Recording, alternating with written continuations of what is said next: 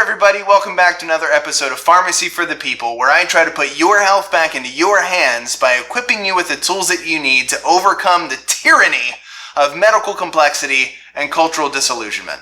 My name is James, I'm a licensed practicing pharmacist, and today's episode is gonna be a little bit different. I'm actually going to review everything that's happened in the last year in Pharmacy for the People, in the medical community in general, and with me personally. Well, technically it's been more than a year since I posted my first video back in October of 2020, but time yields to no man, and I made this as soon as I could. Personally, this last year has been a whirlwind. When I first started making these videos, my beautiful wife was pregnant. She has since then given birth to a healthy, smiling, really cute little girl who is currently crawling.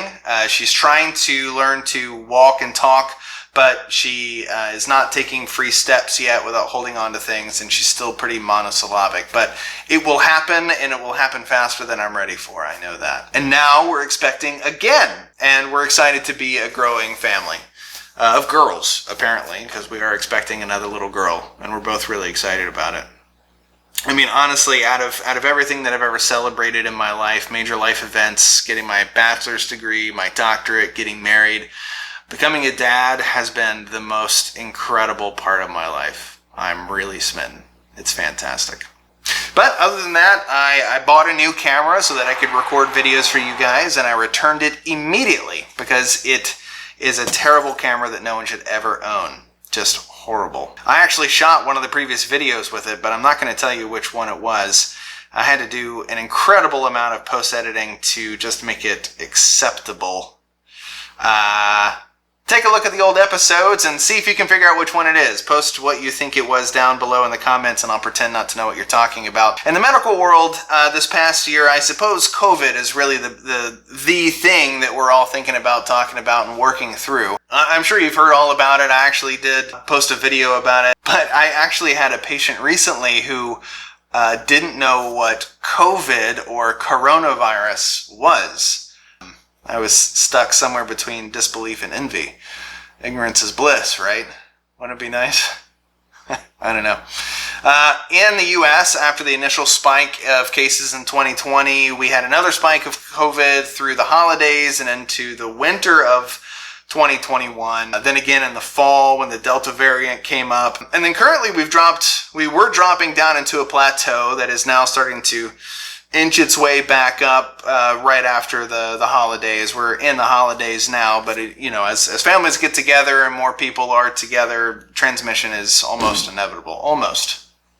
Almost inevitable. But the question on a lot of people's minds now is what's happening with the Omicron variant? Is it going to be a big deal? Is it going to be something whose bark is bigger than its bite? Data is constantly coming out with that, and it's starting to look like it may not be a really big deal. That you might have a higher transmission, but not as severe of a disease, which I think would probably be a best case scenario. Vaccination efforts have really kicked up into the high gear in this last year, and we started to see a really distinct difference between the vaccinated and the unvaccinated in the hospital, at least in the patients, I mean. Pfizer, Moderna, and Janssen all got their vaccinations approved by the FDA. They're no longer just emergency use authorization, but they have actual full FDA approval for their vaccines and for their boosters. Yeah, so boosters. I guess a lot of us are asking or wondering, is this vaccine going to be a series like most of the others where you have to get, a dose at, right when you're born, and then one at 3 months and 6 months and 12 months, or is it going to be something that we go through every year with the flu vaccine? And of course, most of us are hoping that it's just going to be a short course and we're done. But I wish I honestly knew. Pfizer and Merck are working to produce tablets or capsules that you can take by mouth to help treat COVID, which is really interesting. They've already published, or they've already announced some really beneficial data, but they haven't released it for public viewing that I've seen yet. But they are already in talks with the FDA to get the emergency use authorization so we can get that going, which is pretty cool. Anything that will help, right? But I don't want to get my hopes up too high because we've already seen way back in right in the middle of 2020, there was a hope that hydroxychloroquine was going to be a big deal, and then larger studies came out afterwards and debunked that and showed that it didn't work. And then it was hydroxychloroquine plus azithromycin, and then that got debunked. And then now it's ivermectin. That one came onto the scene.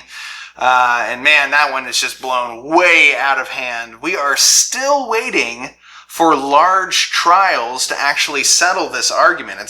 In my personal opinion, this is absolutely ridiculous. They have been talking about doing large randomized controlled trials for like a year and a half now. I don't know. I remember reading at the beginning of 2021 that we were going to be waiting for these bigger trials to be released at the end of 2021. Well, here we are at the end of 2021, and where are they? I don't know. I'm pretty frustrated about it. But I was going through the data, doing my best to keep up with things, see if anything new had been released, and I tell you, I was just so incredibly frustrated with what is out there. Just losing my mind. All these tiny little trials and people trying to pull them into meta-analyses and saying, yes, it does work, and no, it doesn't work. What I would give to have one double-blind, multi-center, prospective, randomized control trial with more than 100 hospitalized patients in both arms that showed statistically significant mortality benefit with ivermectin. I feel like I'm not asking for much in that. Like, that's kind of what we see in a lot of the trials we do. 100 patients is a really small sample size. Why can't we get a larger trial? I don't understand. I'm very frustrated. I'm really tired of the public outcry about it. It seems like the news coverage of it and its popularity on social media has far outstripped the actual data for it. There are big proponents for it, but as far as I'm concerned, from a pharmacist perspective, based on the data that we actually have, you might as well just be rubbing leaves into a cut. There's just nothing substantial out there that really shows benefit. There's just hopes and dreams, and people really want it to work. Why aren't there bigger trials yet? I don't know. I don't get it. I'm on the clinical side. They're on the research side. I hope that we have something to lay it to rest very, very soon. And who's to say what's next in the medical community? With COVID still in its massive cycle, and we're seeing these up and down trends, it's wild to be a part of all of this.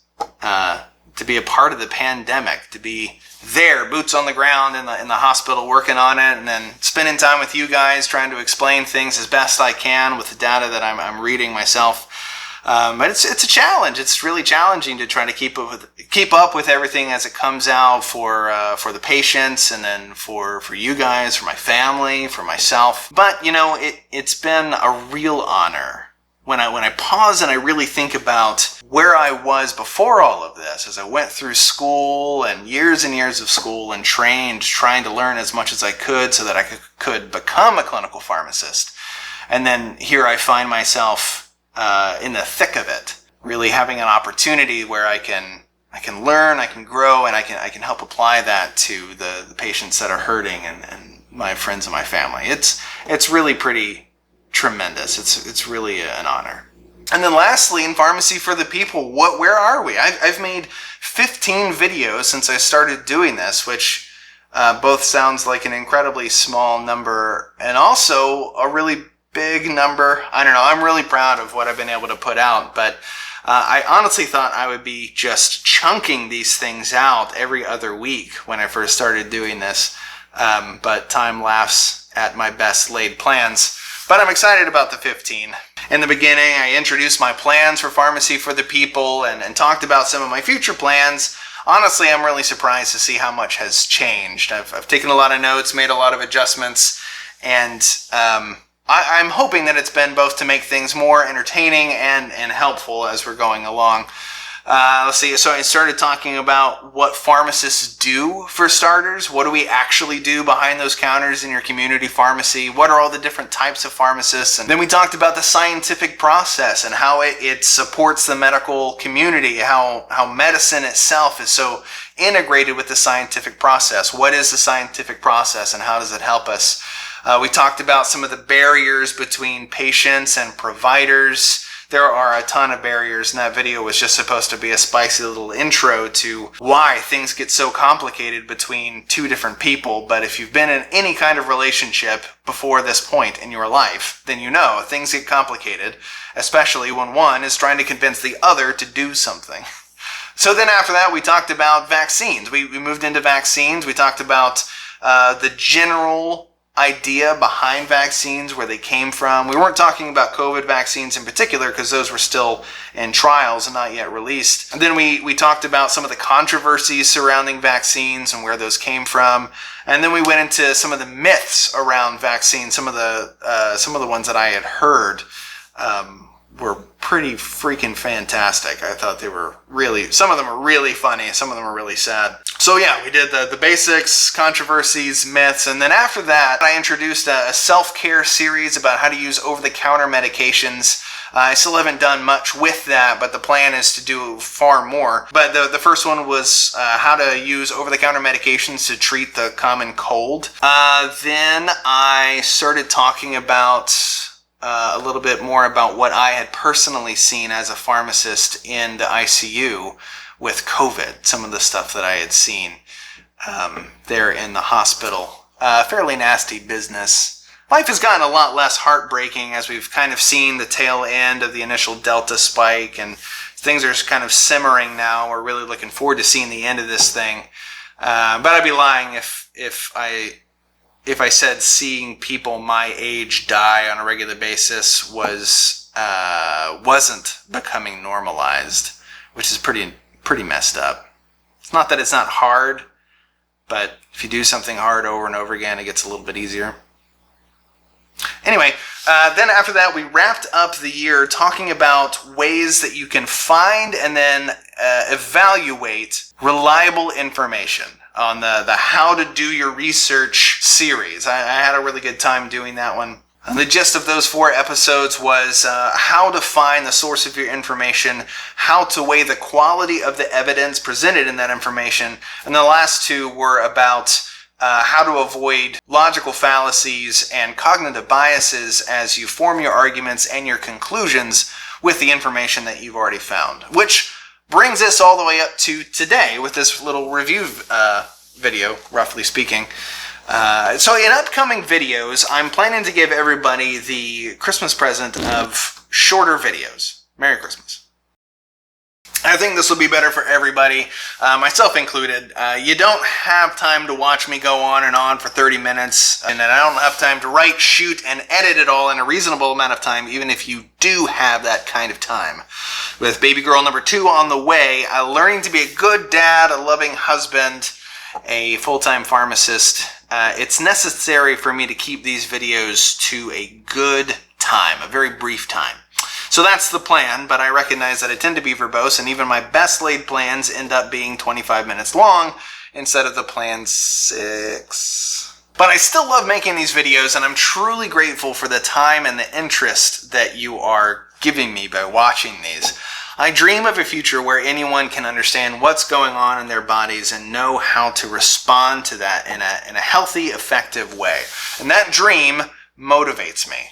So that being said, in the future, I'm going to be bringing you more pathophysiology, like what is diabetes, what is heart failure, more self-care videos using over-the-counter products like how to treat constipation, how to treat seasonal allergies, fevers, pain, etc.